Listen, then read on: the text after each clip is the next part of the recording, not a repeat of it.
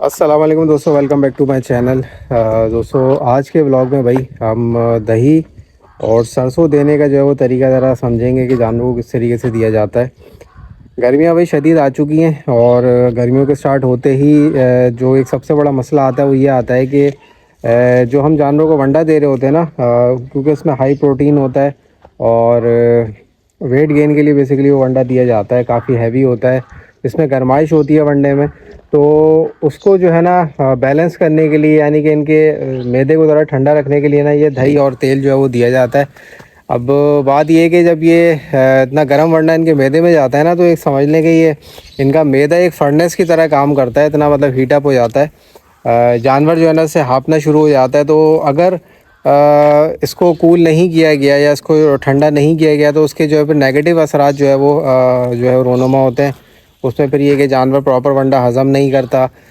गोबर में जो है वो दाने वगैरह या वंडा अनप्रोसेस्ड वंडा जो है ना वो आना शुरू हो जाता है, जिसकी वजह से वो उसका फीड कन्वर्जन रेशो जो है वो डिस्टर्ब हो जाता है। जानवर जो है वंडा सही हज़म नहीं करता, गोबर पतला करना शुरू कर देता है। गर्मियों में ख़ास तौर पे ना एक चीज़ ये बड़ी नोटिस की जाती है कि जानवर का गोबर जो है ना पतला हो जाता है। उसकी वजह यही है कि मैदे की गर्माइश की वजह से ना सारे जो है ना मसाइल आते हैं। तो खैर मैंने तकरीबन 5 से 6 दिन हो गए, मैंने ये जो है वो दही और जो है वो तेल का टोटका स्टार्ट कर दिया है। अब मैंने सोचा आज इसको इंशाल्लाह व्लॉग में भी जो है डिस्कस किया जाए, कि व्लॉग में भी दिखाया जाए।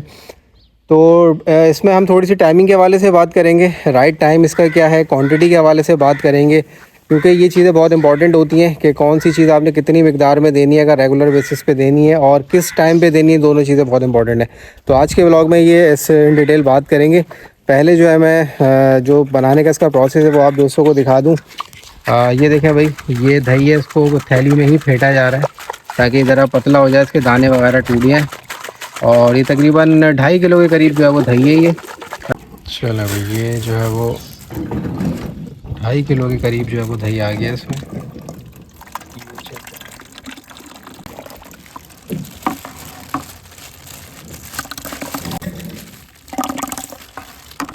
खुशबू भाई बड़ी ज़बरदस्त आ रही है दही की। और मैं आपको बताऊं कि इसमें हम अभी पानी कितना मिलाएंगे, इसमें इक्वल क्वांटिटी में जो है हम पानी मिलाएंगे। यानी कि 2.5 किलो दही है तो तकरीबन 2.5 लीटर पानी हम इसमें मिलाएंगे। तो ये एक जो हमारा डोंगा ये 1200 ml का है, तो इसमें हम जो है उस तरह के 2 डोंगे जो है वो शामिल करेंगे। मगर पहले सोच रहा हूँ थोड़ा सा दही को और फेंट लें ताकि पतला हो जाए। ये देखिए, मैं थोड़ा सा मज़ीद जो है वो दही को पतला करें ताकि दाने वगैरह इसके जो है वो ख़त्म हो जाए। चलो ये पहला डोंगा आ गया। चलो ये दूसरा डोंगा आ गया। तो तकरीबन 2.5 किलो दही और 2.5 किलो 2.5 लीटर पानी जो इसमें आ चुका है, इसको एक दफ़ा अच्छी तरीके से मिक्स कर लेंगे। अच्छा भाई, अब इसमें हम सरसों का तेल डालेंगे। ये 1.5 किलो जो है वो सरसों का तेल है। और यहाँ पे भाई सरसों के तेल की क्वालिटी भाई बहुत मैटर करती है। मैं जो है बिल्कुल प्योर 100% सरसों का तेल इस्तेमाल करता हूँ। ये माशाल्लाह से बिल्कुल प्योर सरसों का तेल है। इस वक्त ये जो मुझे मिल रहा है ना, इसकी प्राइस है 720 रुपये किलो। मार्केट में भाई 500 550 रुपये के भी सरसों के तेल मिलते हैं, बट कहीं कहीं भाई उनमें मिक्सिंग भी होती है। जो पकवान ऑयल होता है उसकी मिक्सिंग होती है, तो ऐसी बात है कि वो फिर वो असर नहीं करेगा जो उसको करना चाहिए। तो मैं बेसिकली कोशिश ये करता हूँ कि चीज़ ज़्यादा इस्तेमाल करने से बेहतर है एक रिक्वायर्ड क्वांटिटी में उसको इस्तेमाल किया जाए, बट वो प्योरिटी में वो चीज़ होना। तो माशाल्लाह से प्योर सरसों का तेल है ये, तो इस वजह से थोड़ा सा महंगा मिला है। और इसकी क्वांटिटी जो है ना बहुत मैटर करती है कि हमने क्वांटिटी इसकी कितनी देनी है। तो अभी इसको जो है वो गलाना शुरू करेंगे। उससे पहले मैं थोड़ा सा इसमें नमक भी ऐड करूँगा। नमक जो है वो ऑप्शनल है, आप चाहें तो ऐड कर सकते हैं, चाहें तो ना करें ऐड। बट ये कि नमक के फ़वाइद जो है वो अलग हैं। उससे ये कि डाइजेशन में भी जो है वो हेल्प करता है नमक, और दूसरा ये कि थोड़ी सी इनकी प्यास भी बढ़ाएगा। थोड़ा सा भाई इसमें एक मुट्ठी नमक भी डाल देंगे। चलेंगे, अब इसको अच्छी तरीके से हिला लेना है। वैसे तो तेल जो है वो मिक्स होता नहीं है, बट ये हमें हिला हिला के ही पिलाना है जानवरों को। तो अब ये भाई हमारी नमकीन लस्सी से जो है वो तैयार हो गई है। वैसे कोई ज़रूरी नहीं है नमक डाला जाए, मगर डाल भी सकते हैं। तो हम भी अक्सर दोपहर में जो है वो नमकीन लस्सी पीते हैं ना, तो नमकीन लस्सी के बड़े फ़ायदे होते हैं। अच्छा भाई, ये बड़े बछड़ों को जो है वो हम पूरी एक ड्रेंच जो है वो भर के देते हैं। तो ये पूरी हमने भर ली है और अभी हम स्टार्ट कर रहे हैं भाई बादशाह से। बादशाह भी हमारा 2 दांत हो रहा है अभी, माशाल्लाह। तो इस तरीके से भाई हम अभी ये सारे माल को जो है वो पिलाएंगे। और ये तकरीबन हमने 25 माल के करीब जो है वो ये हमने बनाया है। और इसकी क्वांटिटी जो है ना वो बहुत इम्पोर्टेंट है। वैसे भी दोस्तों वंडा जो है वो लगना शुरू हो गया है और आज जुम्मतुल मुबारक है, तो नमाज के बाद जो है वो वंडा देना शुरू करते हैं। तो थोड़ा सा टाइम मैंने बढ़ाया है, पहले ये 2 बजे लगा देता, मैंने 2:30 बजे किया है। तो अभी का ऐसा ऐसा टाइम जो है वो बढ़ाते रहेंगे, क्योंकि जिस तरह गर्मियाँ आ रही हैं ना, तो गर्मियों में फिर हम इसको 3 साढ़े 3 बजे तक जो है ना वनडे की टाइमिंग को लेके जाएंगे। तो अभी भाई तकरीबन आधे माल को जो है वंडा लग चुका है। इस वाली पूरी रो को माशाल्लाह वंडा लग चुका है सबको। और देखिए भाई माशाल्लाह शौक से खा रहे हैं।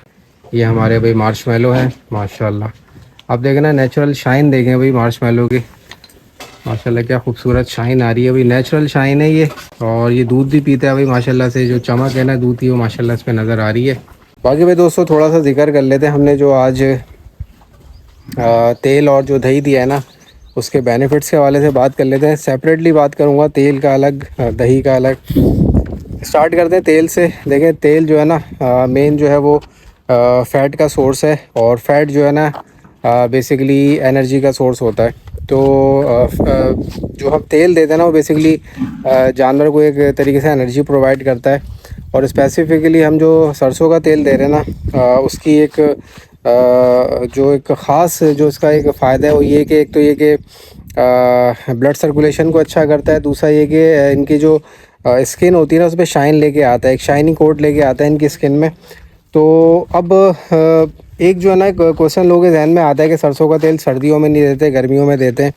एक्चुअली देखिए फ़ैट का सोर्स जो है ना जानवर को एनर्जी के तौर पे दिया जाता है। तो सर्दियों में उमूमन जो है वो लोग घी इस्तेमाल करते हैं फ़ैट के सोर्स के तौर पे, और गर्मियों में जो है वो तेल को इस्तेमाल करते हैं। हालांकि तेल की भी जो तासीर है ना वो गर्म ही होती है, भले आप सरसों के तेल की तासीर ले लें वो गर्म ही होती है, क्योंकि तेल इटसेल्फ जो है ना एनर्जी प्रोवाइड करता है। बेसिकली कोई सा भी जो ऑयल होगा ना वो फ़ैट का जो सोर्स होगा वो बेसिकली अल्टीमेटली हीट ही प्रोवाइड करता है ना बॉडी को।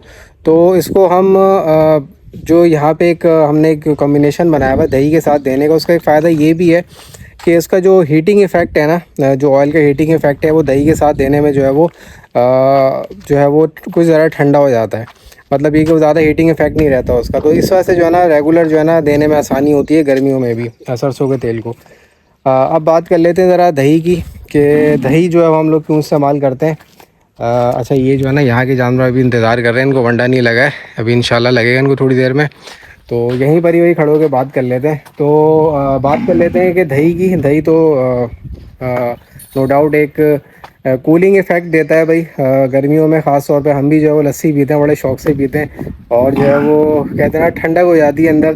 तो दही का जो बेसिकली असर है ना वो बेसिकली कूलिंग इफ़ेक्ट के तौर पे है। इसके अलावा बेहतरीन प्रोबायोटिक्स होते हैं इसके अंदर, दही के अंदर, जो कि जाके जो उनके हेल्दी बैक्टीरिया होते हैं ना जो डाइजेशन में मदद करते हैं उनकी क्वांटिटी को बेसिकली बढ़ाते हैं। तो अल्टीमेटली एक ठंडक का इफ़ेक्ट भी आता है दही से, और डाइजेशन भी इम्प्रूव होती है इनकी, और जो है वो ओवरऑल जो है ना इससे हेल्थ जो है ना जानवर की इन दोनों की कॉम्बिनेशन से बहुत इम्प्रूव होती है। इसके अलावा ज़रा टाइमिंग की बात कर लेते हैं कि इनका आइडियल टाइम क्या है इनको देने का, ये दही और तेल के कॉम्बिनेशन को। मैंने बेसिकली कुछ इसका देखें कहीं लिखा हुआ तो नहीं है इसका आइडियल टाइम, बट मैं थोड़ा सा जो है ना एक्सपेरिमेंट्स के तौर पे जो है ना चीज़ों को जज करता हूँ कि भाई कौन सा टाइम पे देने से क्या बेनिफिट्स मुझे मिलना है। तेल के बारे में ये कहा जाता है कि अगर आप वनडे के बाद तेल देंगे ना तो वो जो है ना वनडे पे कोट कर देता है, जिसकी वजह से जो हेल्दी बैक्टीरिया होते हैं ना जो डाइजेशन में मदद देते हैं फूड को ब्रेक करने में, तो वो जो है ना उनका काम जो मुतासिर होता है, क्योंकि उस वनडे के ऊपर ना एक फ़ैट की लेयर आ चुकी होती है। तो वो चीज़ सही नहीं है। आप वनडे के बाद इसको दें, कोई सी भी फॉर्म में ऑयल को दें आप। तो मैंने जो बेसिकली प्रैक्टिस करी हुई है वो मैं वनडे से पहले देता हूँ, तकरीबन 2 घंटे 1.5 घंटे पहले देता हूँ ये दही और सरसों का कॉम्बिनेशन। तो उससे ये कि एक कूलिंग इफ़ेक्ट भी इनको मिल जाता है, दूसरा ये कि एक इनको जो है वो एक प्रोबायोटिक की लेयर भी इनके जो है ना स्टमक में चली जाती है, ताकि जो है ना वो जब वंडा इनके पास जाए, इनके मैदे में वंडा जाए, तो फिर वो बेहतर तरीके से काम कर सके। तो ये एक बेसिकली थ्योरी है, बट इसके रिज़ल्ट्स अभी जो मैं 5-6 दिन से दे रहा हूँ मुझे अच्छे ही मिल रहे हैं। तो इसी वजह से मैंने इस टाइम पे कंटिन्यू किया हुआ है। तो ये था दोस्तों आज का ब्लॉग। स्पेसिफिकली आज सरसों के ऑयल और दही से मुतालिक जो है भाई ये ब्लॉग था। थोड़ा इंफॉर्मेटिव बनाने की कोशिश की है। आई होप आप दोस्तों को पसंद आया होगा। तो नेक्स्ट ब्लॉग में इंशाल्लाह फिर मिलेंगे, तब तक के लिए इजाज़त दीजिए। अल्लाह हाफ़िज़।